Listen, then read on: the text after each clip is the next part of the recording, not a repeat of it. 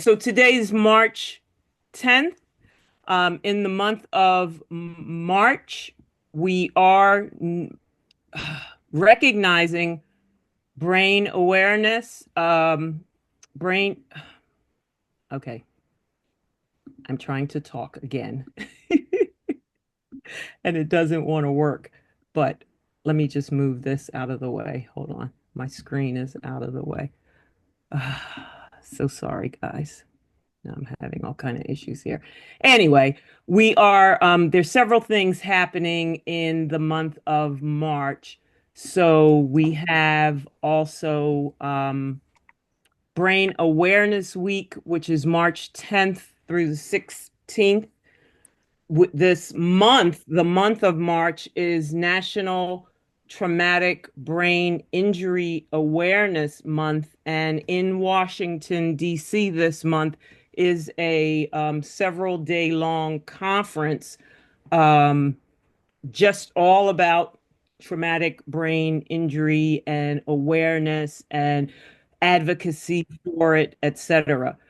The other is epilepsy awareness. On March 26th, we're asking everyone to not read, sorry, to wear purple in honor of epilepsy awareness. Hmm. So, who we are again, you guys, most of you come here, we see you quite a bit, but we always like to talk about our guidelines, who we are and what we're about. So we connect aphasia and caregivers and care partners with support groups. We connect 2 times every month. Originally, we were 1 time a month. Now we're to 2 months, 2 times a month. Usually, this is virtually on Zoom. Second Mondays at 7 p.m. We have our support group with our special guest or activities. And on the fourth Mondays, we have the conversation group. Usually there's information or different topics that we are talking. On the third screen, these are just our guidelines. We want our sessions to actually, we want to meet the goals that we try to do. So we want to make sure that we each are respectful and sensitive to one another. We give time for others to speak. We aim to use aphasia-friendly communication. Um, and, like this, for instance, you don't see 1,000 words, but just some. We ask that if you are not speaking, if you would mute your mic, because sometimes in the background, maybe your dog will start barking or whatever. We do not give medical advice. One another, we may say, this happened to me or this happened to me, but we can't advise anyone because we're not medical doctors. And if we were, you're not our patients. So we can't do that. And we don't promote political and religious discussions because those seem to be the areas where people get really like against this sign, and we don't want to do that. We are one as persons with aphasia and supporting one another. So again, in the beginning, I wanted to introduce to you our new guest, our special guest for today, and this is our friend Kevin Rhinehart. Please welcome Kevin.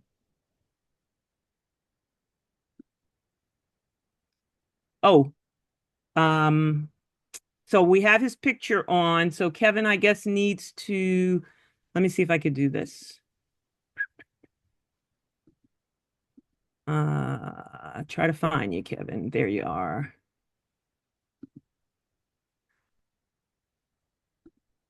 Um, do you want the picture to move away now or bring them in and out, Kevin? Um, just keep it there. Okay. All right. So my name is Kevin Rhinehart, and I had a stroke in 2012, January 2012. Um, Before the stroke, I was a psychotherapist, um, and that's what I looked like in my work costume. Um, I was busy. I had a practice and I employed about seven other professionals and two support staff. I was also did a lot of speaking. Um, and I had a good life. Next slide. So this is what I looked like without my hair pulled back. It, I was in Hawaii, December, no, January 2012, a week before my stroke. Um, and this is a picture of me in Hawaii. Wow. The next picture, this is me playing the bass before my stroke. And I was a hard rock bassist. So, Wow. so um, take the pictures away, please. Okay. So that was my life before the stroke. I had a stroke and I wasn't able to walk, speak. I had difficulty swallowing, among other things. And sure, I asked my son a few years later, how come nobody ever told me in the ICU that I had a stroke? And my son said, Dad, they were talking about it right and left. And and I didn't hear it apparently. Um, it was it was really something. And I knew I couldn't speak. I motioned a lot. Um, the first night I was in ICU, I had to go to the bathroom, but talk about my brain or the elevator not going to all the way up. Um, I looked around and I I saw no bathrooms. So I disconnected the IV lines in me and I tried to get out of bed because I had to go to the bathroom. And the nurse appeared and said, what are you doing? And I find it that I had to go to the bathroom. And she says, wait here. I thought she would put down whatever she had and was escorting me to the bathroom. But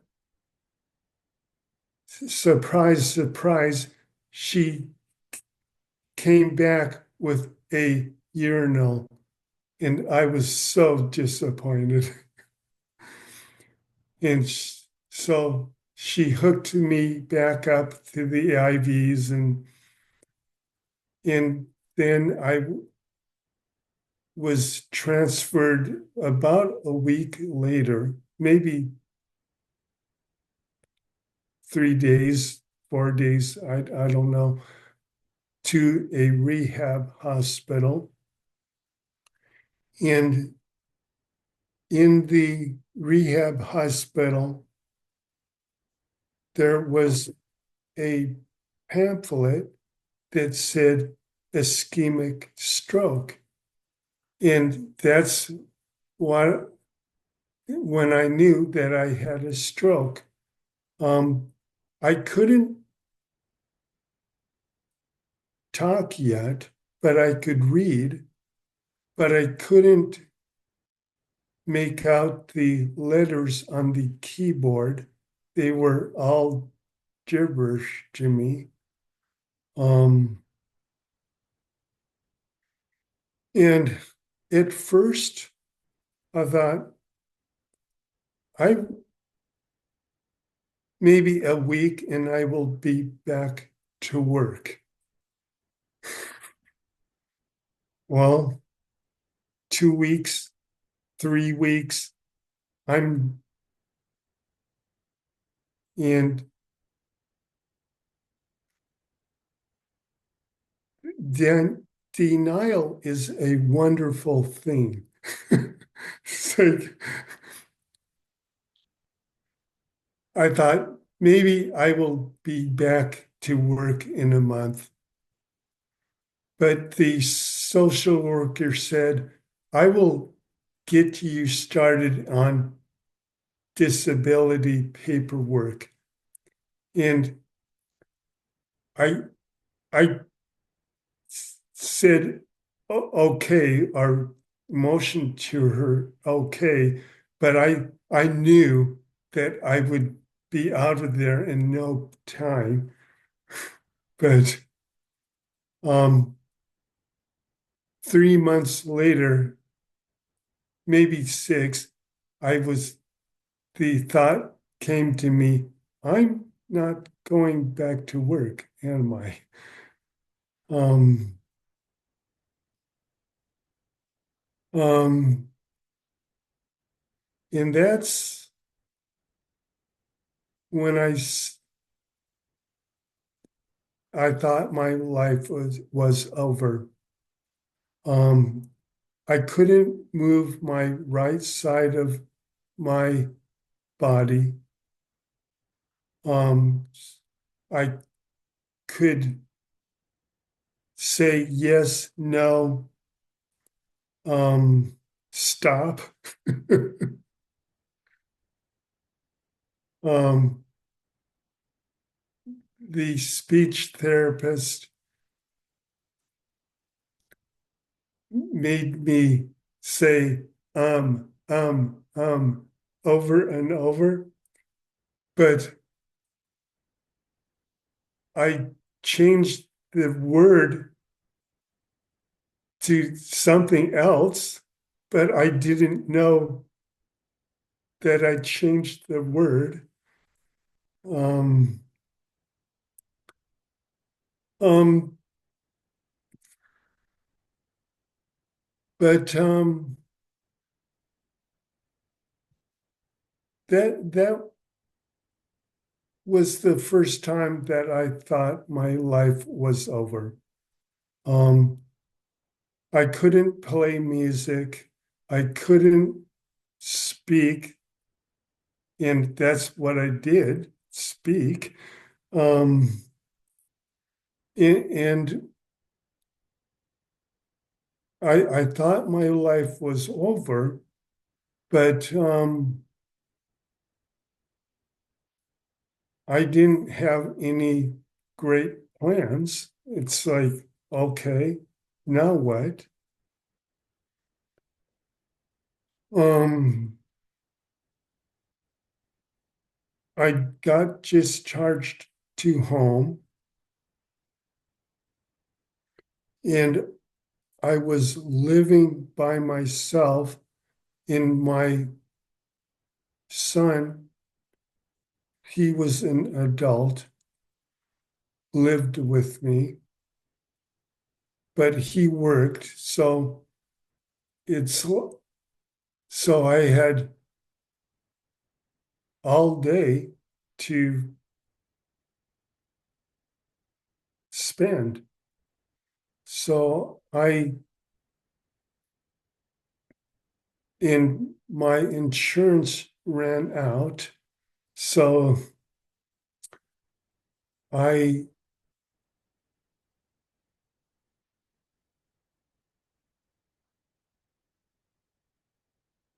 it's funny. I say the things in my head, but I can't get them out. I improvised the activities of PT, OT, and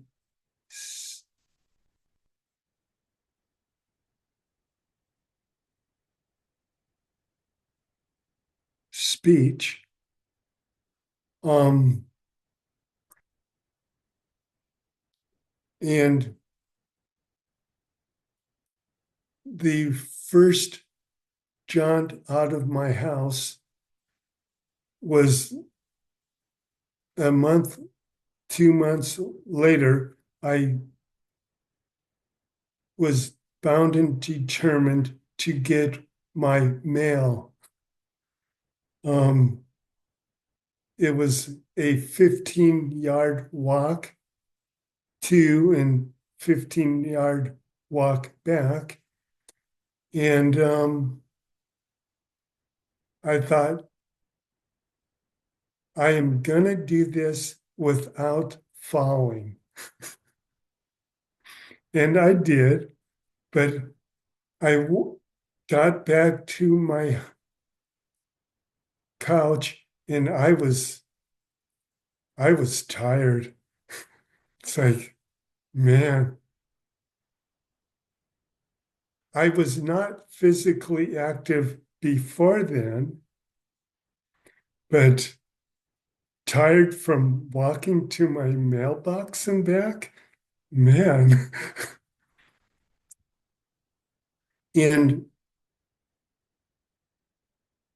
and I would force myself to read a paragraph out loud.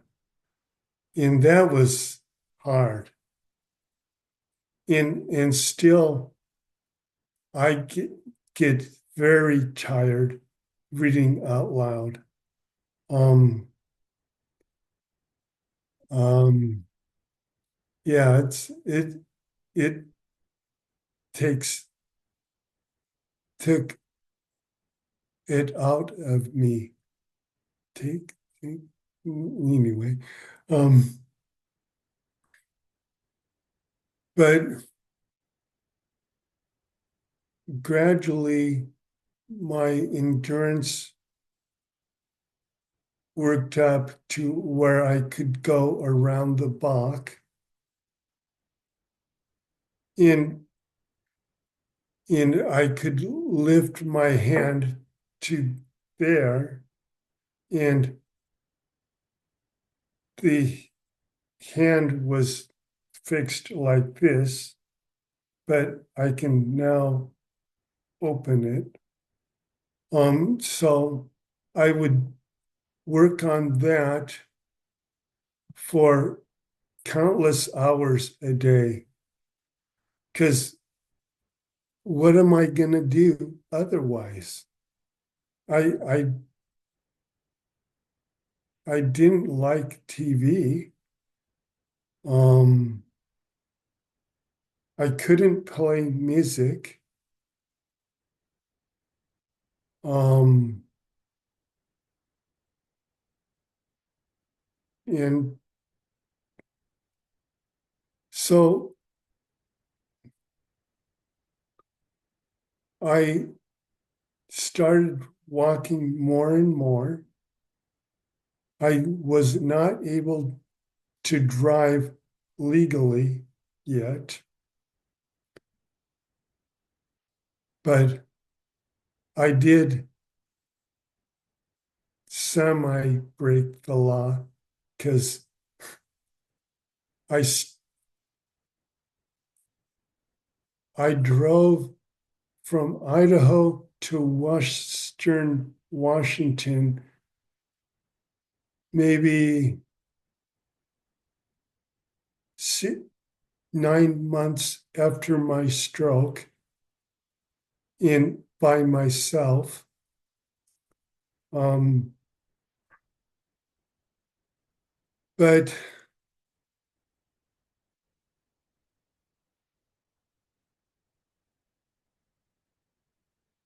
there is a program at Idaho State University, a program that helps aphasia, and I participated in that. Um, before that, I participated in a program for speech or aphasia through the hospital, but I couldn't stop laughing. It was so embarrassing. You would say something that would have broke your heart, and I laughed. And and later I learned that that's not unusual to to to do that. I don't remember what it is right away, but it was I almost excused myself from the program because I would laugh and somebody else would laugh too. And it was contagious.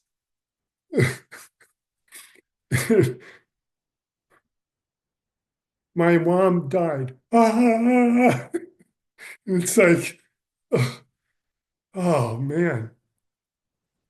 But through the Idaho State University, um,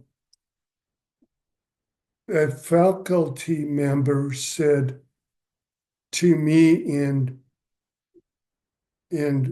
a guy I know said, why don't we start an aphasia support group? Oh, well, I don't have anything better to do. So I started with another guy, an aphasia support group. And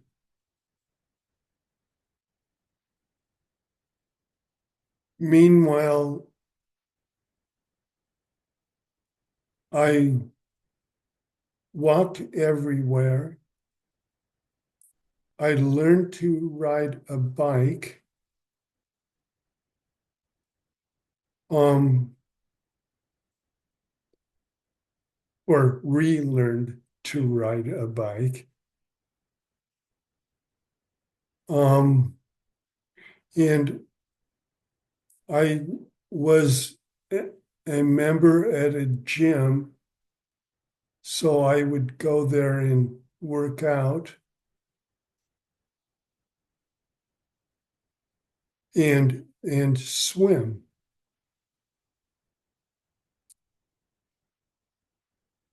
Um, then my wife and I moved to Hawaii, to the island of Hawaii, um, Kona. And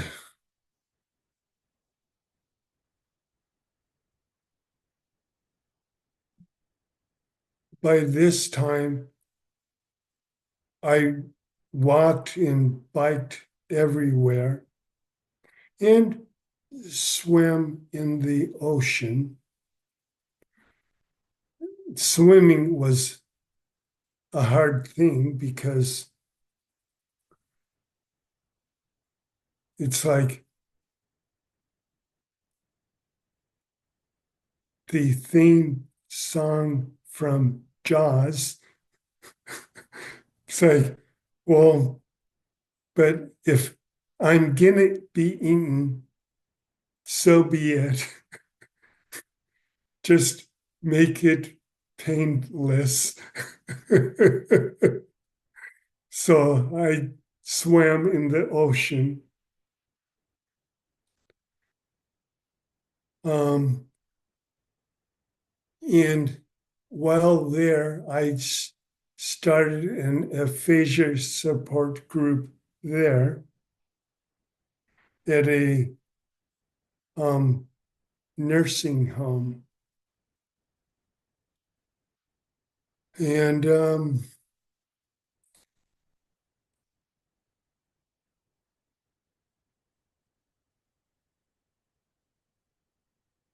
October 2015, I volunteered for the World Championship Ironman because it was something to do. Um, it was something to do, and it got me out of the house and stuff. And so by the end of it, I thought I could do something like this. Maybe not a full Ironman, but maybe something like this. So I started training. I found a coach that coached me for free. And I started running, well, walk, run a mile, maybe more walking than running. Um, I started swimming, not just for something to do, but a goal in mind. And I started to bike, not to go to the store or something, but began to bike um, distance. Um,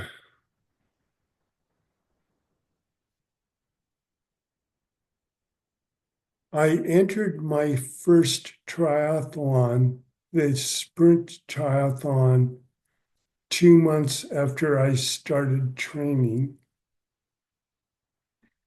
And I thought I was going to die, but I didn't. I came in near the last, but I was hooked. Um, I've never run before, maybe bicycling, maybe when my kids were little, maybe to the ice cream store. And I swam competitively in high school, but that was many, many years ago. But I I like the triathlon. It it was surprising to me and to others. And a year after I started training, I, well, a half year after I started training, I entered the lottery for a Hawaiian residence to to do the World Championship Ironman. And that was a 2.4 mile swim in the ocean, a 112-mile bike ride, and it was hot, and a full marathon. And it needed to be done in under 17 hours. And so I won the lottery or lost. It depends on your perspective. But October 2016, after 1 year of um, nonstop training, I finished it. And and the picture, please.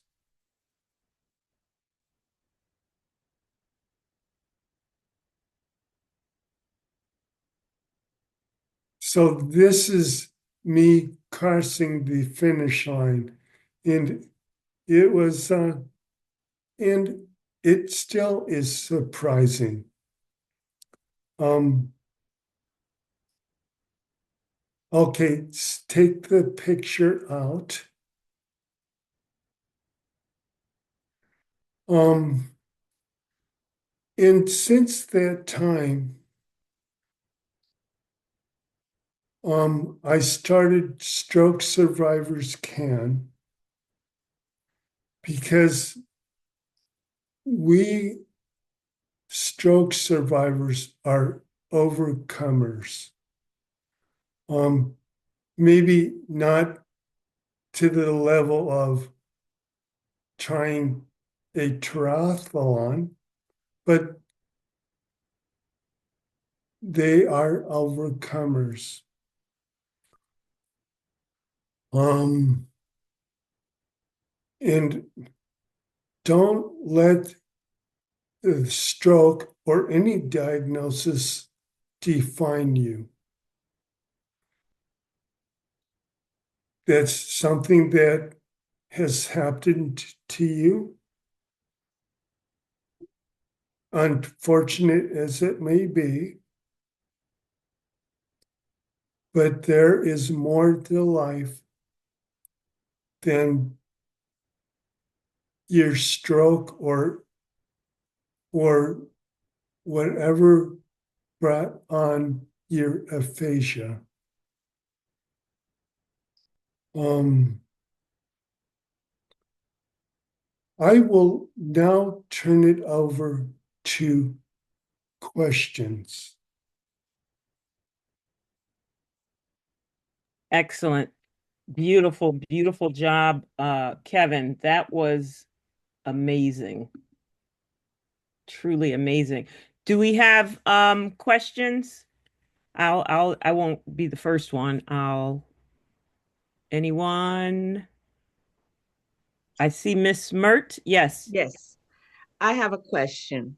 When you were riding your bike, retraining to ride your bike, did you get up on that bike and start pedaling right away? Or did you fall for a couple of times like I did?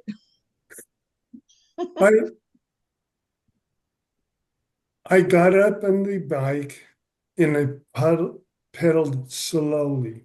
Mm, There was a time that I needed to put on my brakes, and there were hand brakes, and my right hand doesn't work.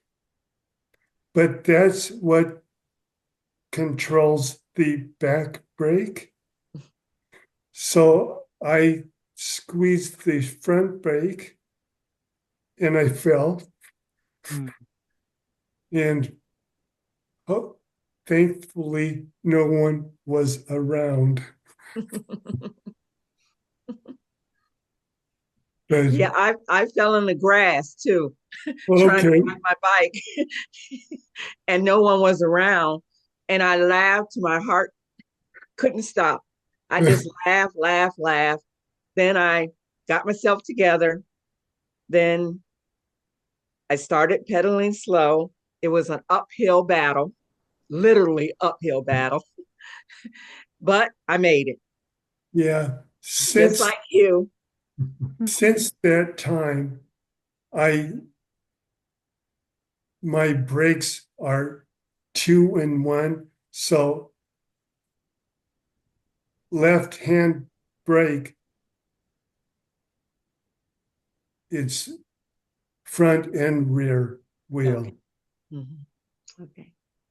Makes sense. Thank you. Beautiful story. Beautiful story. Absolutely. Is there anyone just by show, you don't have to say if you don't want to, but just by hands, who else rides bicycle? We got Lynette, Jen, Dustin, Ronlin, Miss Mert. Excellent. I'm assuming everyone's wearing their helmets while they're riding their bicycles. Knee pads, Oh, shoulder okay. pads, everything. Everything. Gotcha. Gotcha. Yeah. That's great. Wow. Kevin, I'm wondering like you said your insurance went out, so you said, well, I'll do what I need to do for my physical therapy, for my occupational, my speech. Can you give like just a couple examples of things that you did at home? I read out loud. I read silently. Mhm. Um, so one of the things for me is short-term memory loss. Mhm. In the first book that I read was by or by Shakespeare, Oh, wow. and I kept having to go back countless times to know who the characters were. Yeah. But um, I did finger putty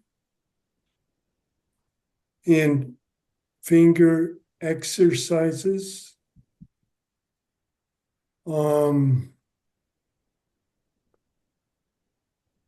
I got a over the door pulley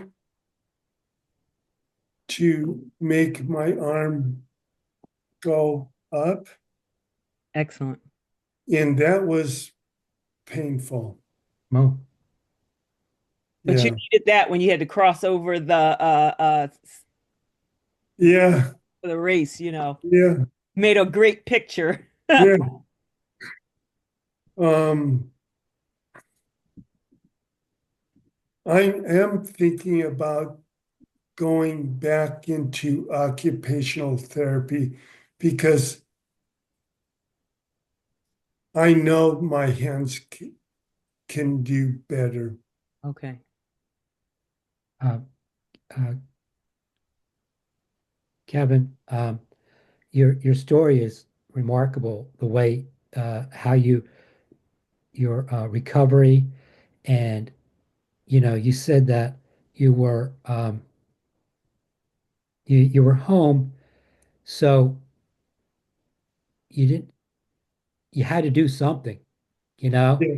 and you rose the rose the occasion, went up, Hmm. rose to the occasion to work on it and work and And, and, and and that was primarily a function of anti-boredom. yeah. uh, I didn't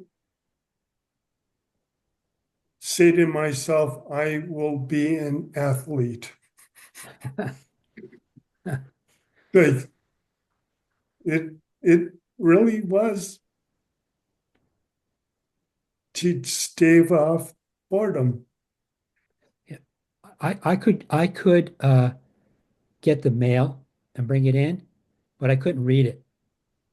Um, But but I uh, worked very hard on a lot of things, and especially reading again. So now I can read the mail, and most of the time I don't want to read it. So, but some of the things I want to ask you, at your right arm, you said it hurt, right? Does it still hurt? no, No. Okay. no. I still have pain, like it hurts, and my fingers are really hurt. And occupational therapy was really hard, Yeah. all the way to my my my fingers doing stuff. It still hurts doing this stuff, but I can do it.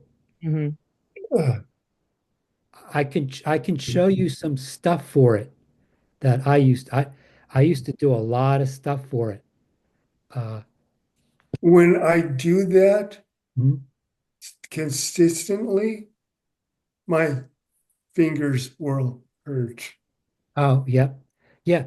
That I always say, the more that I can do, the more it hurts. Hmm. And it's That's in my brain too. that's like my running stories. Wow. That's something. Wow. Ronlin, I think you had a question as well. Yes, I'm wondering about, did you have math and math? Do you get it? How do you get math? Anything with numbers, Numbers. the math, Yeah. Kevin. Yeah. How do I you do this? use a calculator. No, I'm not. You mean you just did nothing? Math? I mean, I don't know. Okay. So you just don't do it. Don't do it. Yeah. I I am when when I count the reps, I Yes. count to five 4 times 4 times. Okay. Okay. because 6, 7, 8. What was I on? Okay. Yeah. Oh, Yeah. yeah.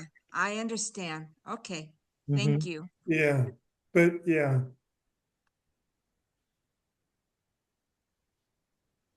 excuse me. Huh. Hmm. No worries. Okay. One day, Ronlin, if we have a time, or if you could email me, I could share with you some of the things I've been doing to get the math coming back. Okay, I'm calling you. Okay, sounds good. Sounds Yeah, I use the calculator in tipping and things like that. I use because otherwise I am too generous or too stingy. yeah. It's so interesting to me, like how because it's so individual for each of us, with the aphasia and things. So one person, no problem with math. Someone else, what in the world are these things? Oh, they're numbers. You know what I mean? Yeah. So it's Mhm. sort of I look at it like irony of life, like my job, I used to deal with numbers all the time, Yeah. I worked in our school district, all these things. But I like what you were saying, Kevin, about, like you said, what else am I going to do? I'm not going to sit here and look at TV. So I've got to do something. And I think what's so smart is you were using things that would continue with your rehab. So, like, we all can have, what is it, hobbies. We can all have hobbies. We can all have things we like. But the things that sort of mesh in with your therapy are going to really support you so much. I mean, like I am just so amazed with the running, I didn't have mobility issues, little balancing, but I'm just like lazy. So I don't, I'm like, I'm not running anywhere. But every time I hear someone talk about these things, I'm thinking like, Denise, get up and do something, So I'm going to motivate myself because you've motivated me and I'm going to do it. I'm going to start with the bike. I'm starting with the bike. I got a new helmet and I'm ready. And bike may mean a tricycle. Yeah. Oh, I've got a tricycle bike and I've got a regular bike. So I may start with the tricycle bike because of the balance issues. Yeah. Yep. You can also do an under the desk bike where you sit in a chair or the couch and you pedal, and you can do weights too. Yeah, that's cool. That's awesome. You don't have to go outside if you don't want to. Well, that's well, I'm not going to say how I pay myself, but if I watch TV, I Mm-hmm. have to sit on in the other room, I have a recumbent bike. Yes. Mm-hmm. So Uh, you can't watch TV unless you've been there 20 minutes. Like That's it right. can be on, but you got to be there for 20 minutes to get Right, right. get a Give show. yourself a goal. Give Yeah, yourself a yeah, goal. I wish I had a recumbent bike. yeah. Oh, what's that, Doug? Wow, look at you. So this is showing your is it steps or the exercising, Doug?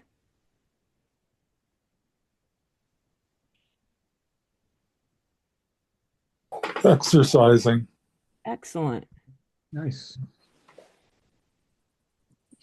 Okay, so this helps with, I guess I can't see that small, but looks like oh, is that calorie, distance, and time for your exercising. That's awesome.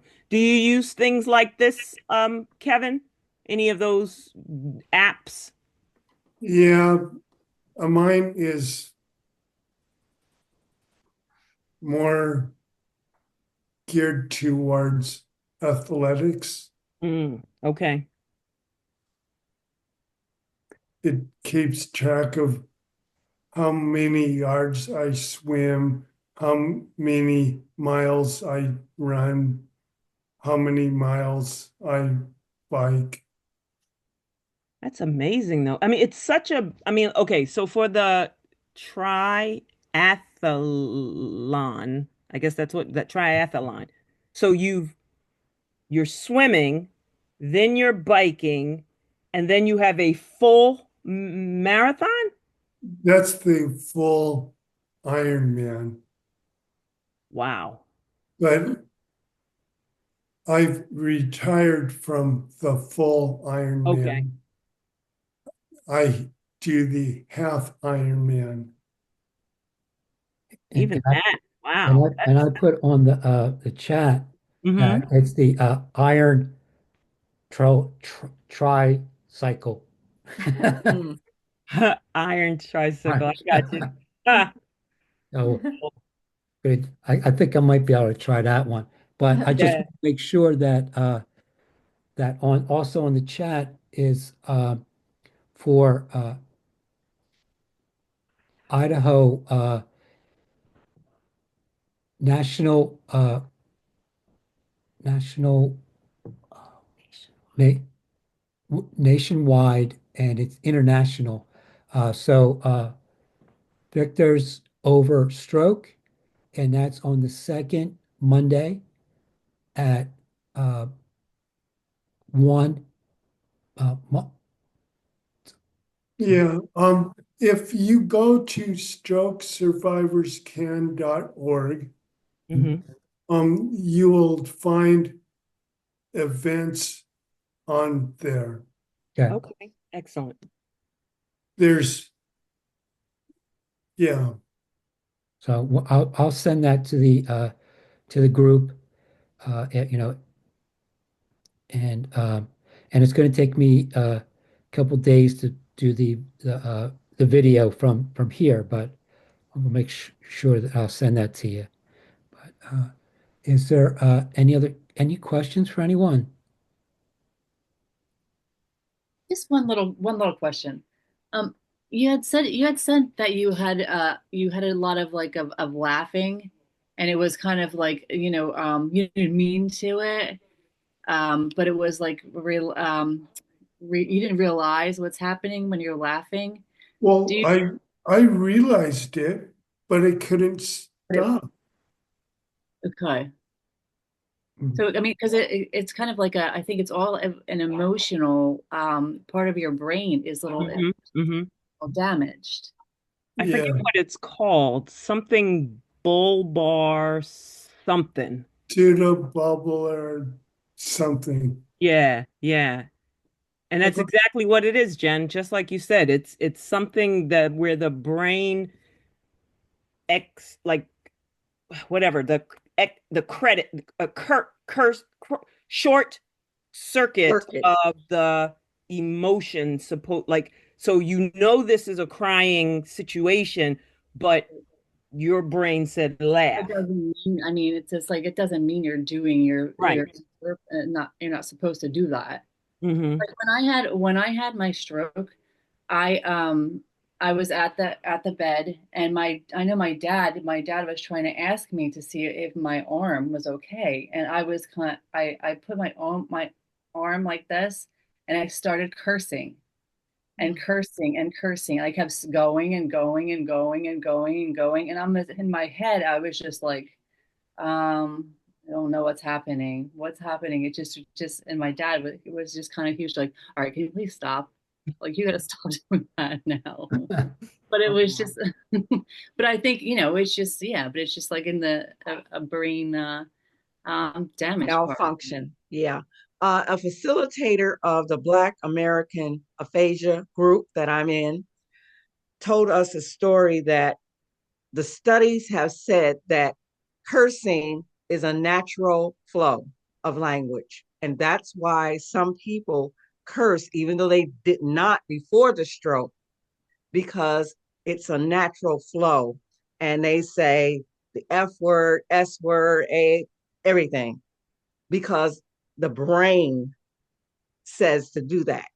And Um, I did not know that Yeah, because I mean, sometimes I curse, yeah, but I don't like to curse, but it just flows. Yeah, and and I don't know, I didn't know. I wasn't saying like cursing is the same with the same thing with laughing, but I was just Right. thinking it's just kind of the you're Yeah. Somehow the brain So, gets mixed up. yeah. It does that. So when does the meeting end? We're just about out. Okay. If you have another appointment, I see that Shauna is going to go as well, or may have gone. She has something as well. She's on the West Coast too. So that's fine. I'm just the last thing I was going to share was the next coming events. So And, I'll do it like that. Lynette, Lynette, you had a question? Oh, I am so sorry. So sorry. That's okay. I just wanted, that was amazing inspiration story. Um, my question for you is, are you playing your the bass? No, Okay, I was just curious if you, my if my bass sits in my living room mocking me. Oh, geez. I just thought maybe there'd be another goal because you are, Yeah, I love your story. Going from the mailbox to the Iron Man. That is fabulous. by the way, April, I am participating in the Paris Marathon. Wow. And Wow. it's my last marathon. Wow. That's amazing. And my son lives over there, so it's an excuse to visit him. Nice. Wait, when you say it's the last time, why would you say that? I'm just curious. Because I'm old. No, anyway, that is great. Thank you so much. Beautiful. Thank you so much, Kevin. That was, and these were great, motivating, and the questions were really, really interesting. So for